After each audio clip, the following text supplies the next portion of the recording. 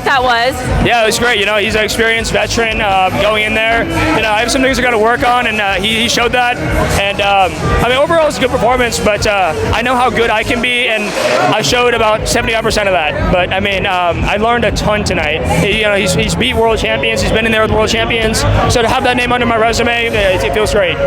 Would you say this was your toughest opponent up to date? Because you said you learned the most tonight. Oh, absolutely. Yeah, definitely my toughest opponent. But I showed, man, I can go 10 rounds in there with a guy who's only been stopped once, and he's beat world champions. So I'm happy about that. And do you like that challenge? You want to just keep going with more difficult opponents and keep just climbing in the ranks now? Oh, absolutely. You know, I mean, what else are we here for? I'm 26. I'm about to be 27 by the end of this year. I'm entering my prime, and so I'm just excited. I'm ready for what the future has in store. What surprised you most tonight in the ring?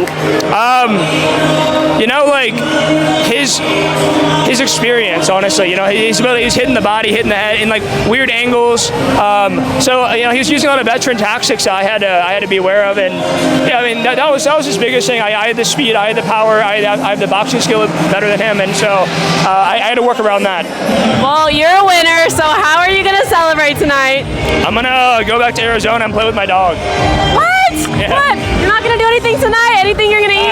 I don't know. I got my sponsors here: Hoobie, Lucy, Drywater, Kinetic, Jackson, Santos City. They're all here, so I'm gonna go hang out with them probably, and I'll see. Yeah. And what can we expect to see from you next? Like, is there anyone you would really love to get in the ring with at this stage in your career? Shoot, I mean, like we're just climbing the rankings, so I'm looking at that top 10 list and look at, you know, I'm eyes set on that. And really quick, we got to get your predictions really quick. Canelo versus Crawford, who do you got? How do you see that fight going? Shoot, I really don't know, honestly. Like, you're talking about Terrence jumping up so many weight classes, but Terrence is good, and based on Canelo's last performance, he needs to be able to cut off the ring on Crawford, or else Crawford's going to get circles on him all night. But that's an interesting matchup. I don't know. I probably got my money on Canelo, but I mean, I'm just a fan. So yeah, me too. Well, thanks for taking the time. Any last words for all the fight fans watching?